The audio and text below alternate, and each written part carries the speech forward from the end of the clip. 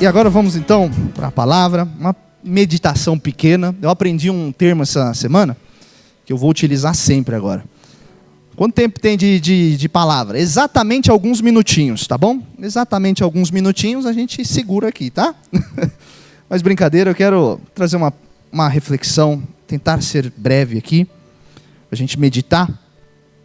E mais uma vez, né? A gente chega ao fim de um ano, mais uma vez temos mais uma base de Natal. E tudo tem parecido correndo, né? Correr muito rápido, né?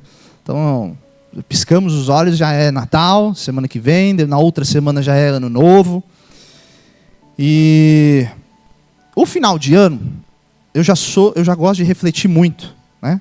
Sobre as coisas. Às vezes eu paro, eu fico observando algumas coisas e eu fico meditando nelas.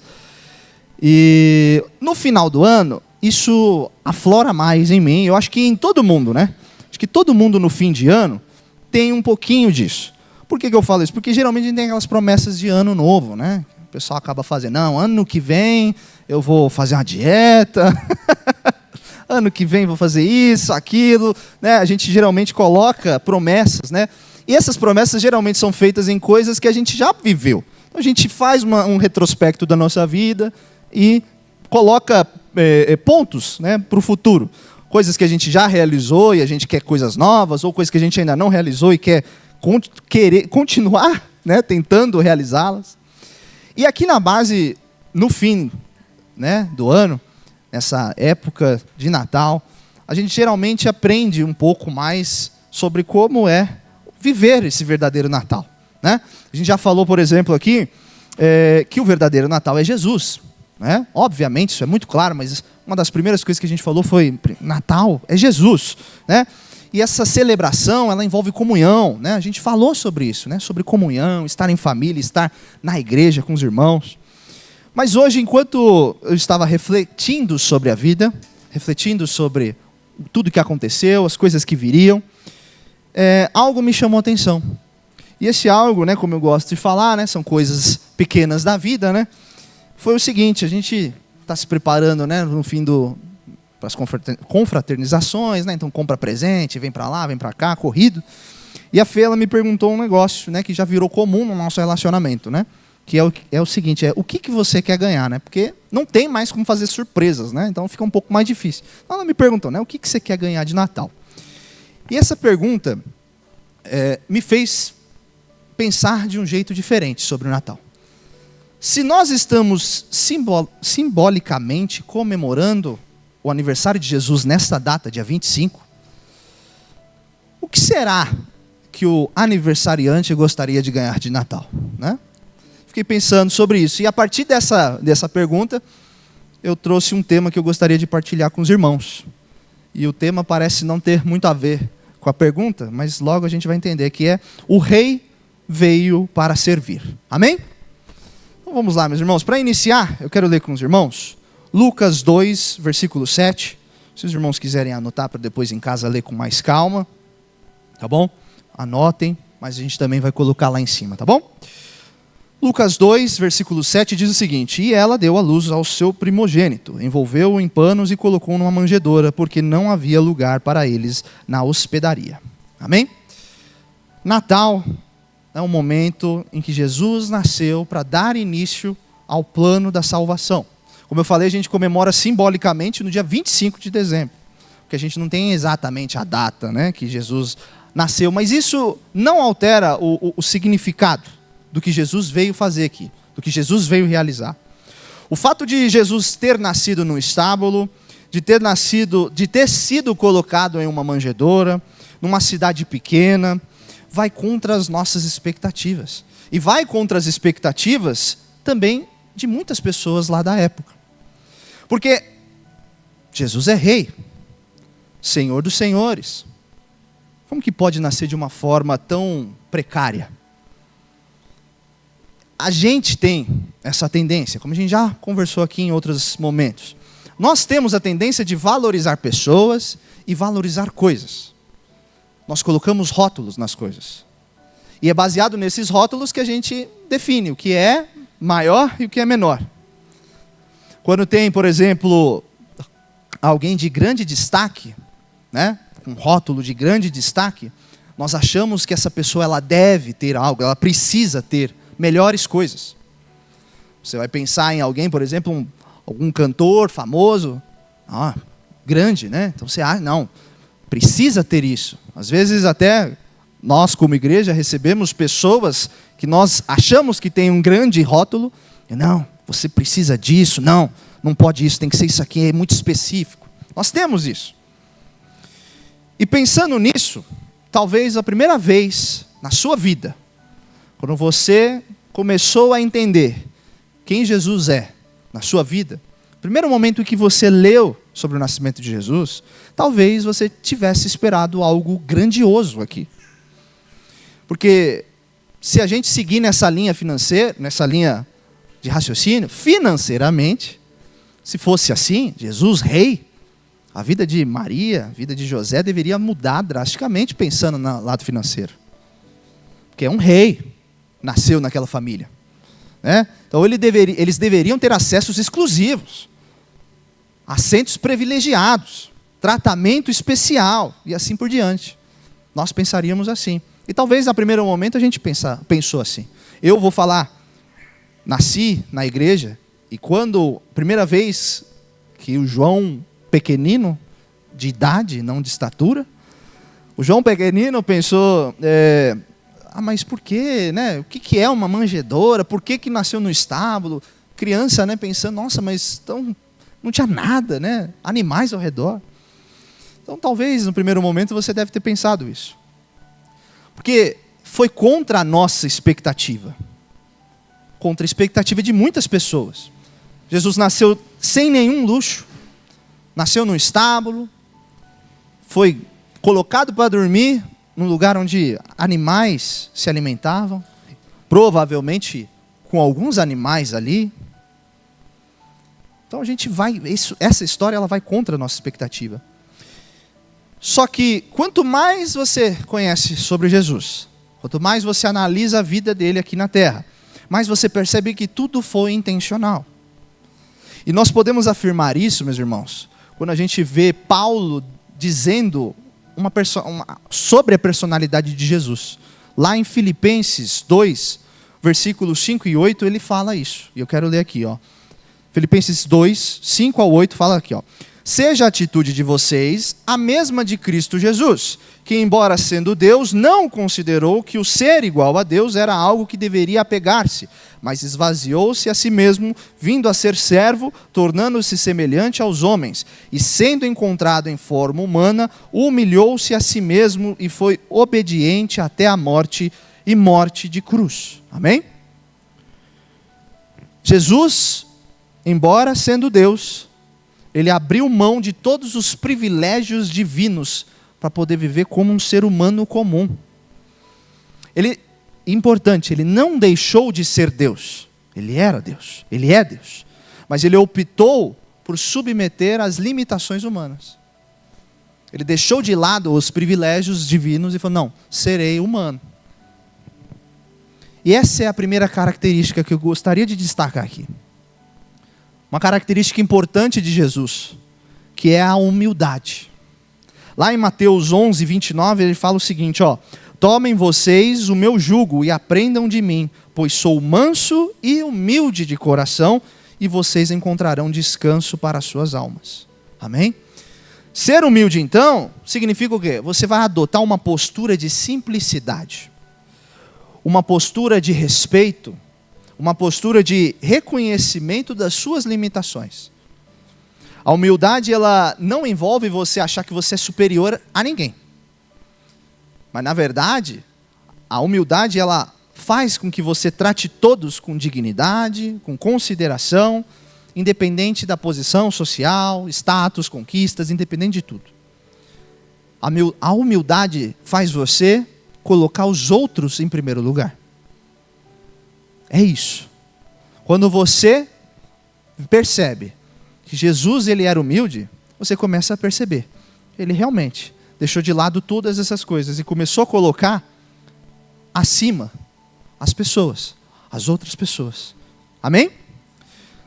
E através dessa humildade de Jesus, nós percebemos uma outra característica dele, uma característica marcante também. E eu quero ler com os irmãos para poder falar sobre ela. Marcos 10, versículo 42 ao 45.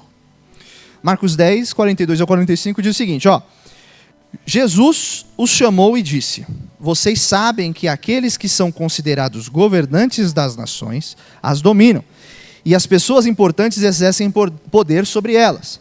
Não será assim entre vocês. Pelo contrário, quem quiser tornar-se importante entre vocês deverá ser servo, e quem quiser ser o primeiro deverá ser escravo de todos, pois nem mesmo o Filho do Homem veio para ser servido, mas para servir e dar a sua vida em resgate por muitos. Amém? Jesus, ele de fato veio para andar na contramão do mundo. E a gente esquece o que significa andar na contramão do mundo.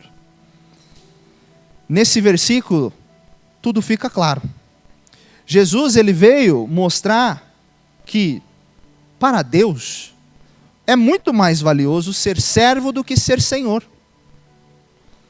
Se nós pensarmos hoje, nas igrejas atuais, no modelo, de igreja que a gente vê por aí, muitas vezes, não em todas, mas em muitos casos, nós vamos ter uma visão de poder hierárquico, como se fosse uma pirâmide mesmo, onde no topo estariam as pessoas que teriam os cargos elevados, pessoas que têm cargos elevados dentro da igreja, pessoas que seriam importantes, consideradas importantes. E na base dessa pirâmide ficariam as pessoas que estariam ali buscando ser preenchidas, preencher o vazio dentro de si. E geralmente esse é o modelo que a gente vê por aí. Pessoas importantes lá em cima, pessoas necessitadas lá embaixo. Mas Jesus, ele veio para reverter isso. Reverter essa ideia. Ora, se tem uma pirâmide aqui, essa pirâmide ela tem que ser inversa.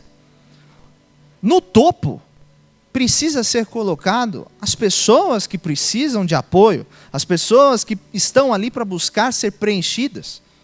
E na base, precisam estar as pessoas de cargos elevados. Ou seja, no topo, as pessoas que nós consideraríamos as menos importantes. E na base, as pessoas que consideraríamos importantes demais teriam que ser servas. Jesus, ele veio justamente para mostrar isso. Para pegar e falar assim, não é assim. Mas ele não só veio falar, ele veio demonstrar. E ao longo do ministério de Jesus aqui na terra, você vê isso de forma prática. Ele lavou os pés dos discípulos, curou os doentes, alimentou multidões, ouviu aqueles que eram ignorados pela sociedade. Ele tinha esse foco. Agora, vamos só pensar no momento que Jesus, mestre, Senhor dos senhores, rei, se ajoelhou para lavar os pés dos discípulos. Naquele momento, os discípulos eles ficaram constrangidos quando Jesus estava fazendo aquilo. Porque essa tarefa de lavar os pés era considerada uma tarefa humilhante até para os escravos, para os servos mais baixos. Na cultura judaica, os pés eles eram considerados a parte mais imunda do ser humano. Porque, devido às longas caminhadas, a estrada, a terra, deixava o pé sujo, além de sujo, cardido, duro, E lavar os pés, então, era, portanto, uma tarefa humilhante. Um baixo status total. Os servos corriam dessa tarefa. Nem eles queriam fazer. Mas Jesus foi lá e fez justamente essa tarefa. E é aqui que eu quero destacar a segunda característica importante sobre Jesus. O serviço. E eu quero complementar isso lendo com os irmãos João 13, versículo 12 ao 15, que diz o seguinte: depois que lhes lavou os pés e tomou as suas vestes e se assentou outra vez à mesa, disse-lhes: entendeis o que eu vos tenho feito? Vós me chamais de mestre e senhor, e dizeis bem, porque eu sou. Ora, se eu, senhor e mestre, vos lavei os pés, vós deveis lavar também os pés uns aos outros, porque eu vos dei o exemplo, para que como eu vos fiz, façai vós também. Amém? Servir os outros significa colocar a necessidade das pessoas ao seu redor acima das suas próprias necessidades. E a gente já falou sobre isso aqui. Isso funciona. Sabe por quê? Porque vamos pegar um exemplo aqui. Se eu coloco a necessidade da Débora acima das minhas necessidades, e a Débora coloca a necessidade da Denise acima das necessidades dela, e a Denise coloca as minhas necessidades acima da dela, a gente se completou. Você entendeu? A gente se completa. Então, servir os outros é amor, empatia, compaixão. Você agir de forma desinteressada. Sabe o que é desinteresse? Não é tipo, vou fazer. Não, é assim, eu vou fazer sem querer algo. Não estou esperando, não quero ficar com você me devendo, não quero que você me faça nada naquele momento, eu não quero nada. Eu quero te ajudar, eu quero fazer isso. É você aliviar o sofrimento, a dor dos outros. É isso. Servir envolve atitudes práticas, mas também emocionais e espirituais. Porque às vezes, por exemplo, hoje o Marcão precisa, a Sueli precisa do nosso apoio espiritual. É agir dessa forma.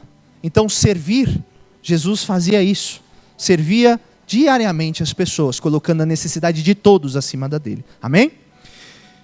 E através do serviço de Jesus, a gente consegue enxergar a última característica marcante da vida dele. E eu quero ler com os irmãos para isso, Isaías 53, versículo 5, que diz o seguinte. Isaías 53, versículo 5. Isso.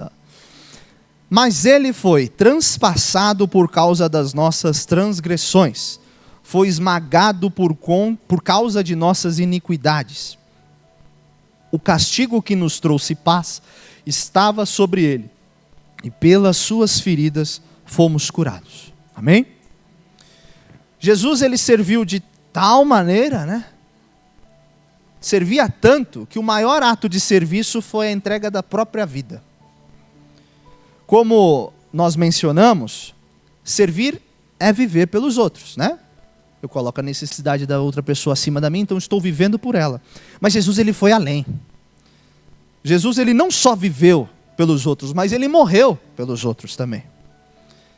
Indo novamente contra as expectativas, Não, beleza, só viver, tranquilo. Mas morrer também. A morte de Jesus foi o sacrifício perfeito, que a gente já conversou sobre isso. A morte de Jesus permitiu que nós tivéssemos acesso novamente a Deus, restaurando essa conexão que antes tinha se perdido através do pecado. Na cruz, ele demonstrou que o amor verdadeiro é sacrifício. E essa é a terceira característica importante que eu quero destacar sobre Jesus: sacrifício. Lá em Mateus 16, versículo 24 e 25, diz o seguinte: Então, Jesus disse aos seus discípulos: Se alguém quiser acompanhar-me, negue-se a si mesmo, tome a sua cruz e siga-me. Pois quem quiser salvar a sua vida, a perderá. Mas quem perder a vida por minha causa, a encontrará. Amém? Muitas vezes nós temos a falsa impressão de que a vida cristã, ela é fácil. Às vezes a gente acha que agora Deus não vai deixar eu passar por circunstâncias negativas, que eu estou livre de todas elas. Mas com o tempo, você vai percebendo que não é bem assim.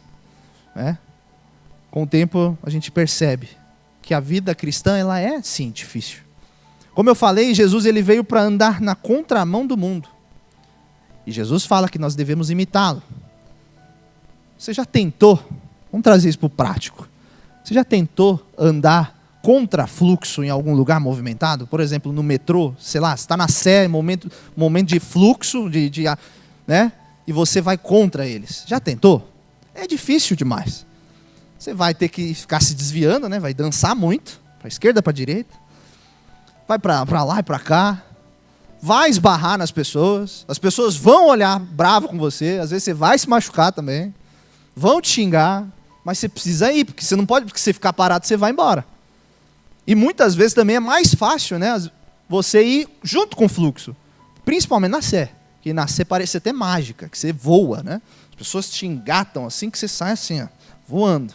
Né? Então é muito mais fácil ir no fluxo. O problema é ir contra fluxo. Né? A vida cristã, trazendo agora para o espiritual, ela é isso. Ela exige sacrifícios. Fazer coisas que você normalmente não faria. Ou ir contra ideias que normalmente você não teria.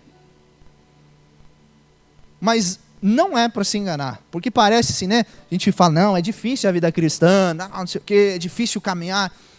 Parece assustar, mas não é para se enganar. Porque como a gente leu, tem um grande benefício nisso tudo. Aquele que se sacrifica, ele encontra a vida eterna. Aquele que se entrega, ele encontra a vida eterna. E como eu prometi, já estamos concluindo. E agora, vamos juntar tudo isso, né? E eu quero já concluir falando, né, tentando responder a pergunta que a gente fez no início. Se nós estamos simbolicamente comemorando o aniversário de Jesus no dia 25, o que será que o aniversariante gostaria de ganhar de Natal? E eu tenho uma resposta muito boa, que talvez você vai concordar comigo. O melhor presente que você pode dar para Jesus é a sua vida. Amém? É a sua vida. Não entregando somente seu coração. Não somente virando e falando assim, não, eu aceito, eu creio em Jesus. Não, não é só isso. É a sua vida por inteiro. É a sua vida por completo. Se o Rei dos Reis, Senhor dos Senhores, o Mestre, entregou, veio, serviu, fez tudo isso, quem somos nós para falar algo contra? Por isso que eu acho bonito toda a trajetória de Jesus. Porque a gente tem algo muito peculiar, né?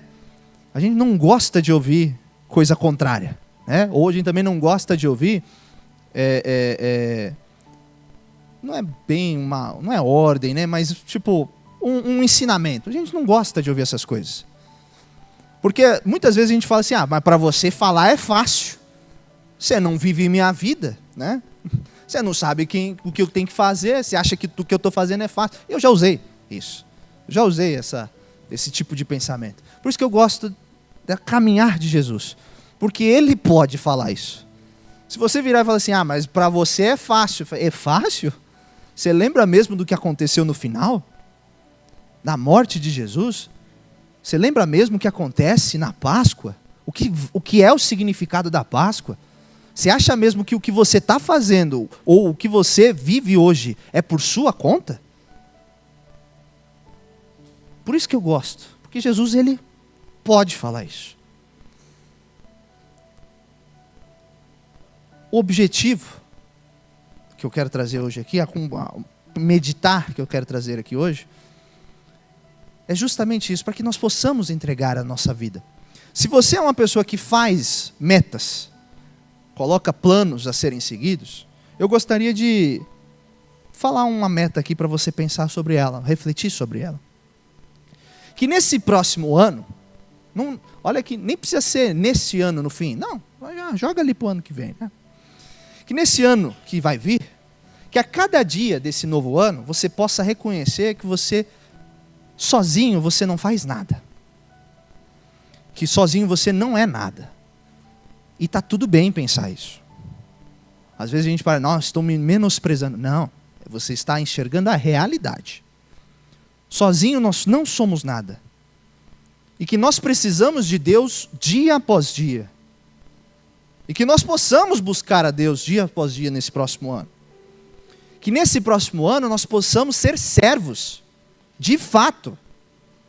Servindo com alegria, servindo com dedicação. Que nós possamos entregar a nossa vida, o nosso tempo, em benefício das pessoas, em benefício da igreja, da sua comunidade. Que próximo ano nós não olhamos para as coisas, assim, a pastora me mandou fazer tal coisa, eu não quero. Sirva com alegria. Sirva com alegria. Uma coisa que acontecia muito no meu trabalho, e que ainda acontece, é quando me dão coisas novas para fazer. A primeira coisa que eu faço é choro para o meu chefe. Eu falo assim, eu não sei o que o senhor está vendo aqui, não sei o que eu consigo agregar para você, acho que você está esperando demais, né? E aí meu chefe geralmente fala, fica tranquilo, a gente está aqui para te apoiar, mas se eu coloquei para você, é porque eu sei que você consegue fazer, né? Então, a gente pode replicar isso para a gente aqui. Se existe algo que te pediram para fazer, ou algo que o Senhor falou com você no seu coração, para que você servir, independente do que seja, faça com alegria. Ah, eu acho que eu não consigo. Você consegue. Ah, mas Deus sabe. Deus te colocou lá. Deus colocou para você fazer. É claro que a obra ela não pode parar e ela não para. Mas aquilo precisa ser feito por você. E só você. Então, que nós possamos servir isso, fazer isso nesse próximo ano. Não somente, e eu gosto muito quando alguns crentes falam que não, mas o servir não é na igreja não, é lá fora. De fato, tem que ser lá fora, mas aqui dentro também. Se você consegue servir lá fora, tem que vir servir aqui dentro também. Dentro da igreja, auxiliando um ao outro. Porque quando a gente usa dessa forma, fala, não, a gente escolhe o que a gente quer servir. Às vezes a gente fala, não, Deus tem para mim isso, eu vou falar com as pessoas só no meu trabalho. E aí você se limita a falar de Deus só no seu trabalho. E aí você acha que você está servindo a Deus, mas Deus tem tanta coisa para falar com você, para usar você. Você pode servir dentro do seu trabalho, dentro da sua casa, dentro nos vizinhos, dentro da igreja. No momento que alguém entrou, você deu um abraço. Seja fazendo alguma coisa aqui, tocando, dançando, lá no som. Ou somente, por exemplo, as irmãs ali arrumando os nossos comes e bebes. Fazendo tudo. Tudo. Tem lugar para fazer tudo. Lá fora, aqui dentro, tudo. Então que nesse ano nós possamos colocar isso nos nossos corações. Servir. Se entregar por inteiro. Não estou pedindo...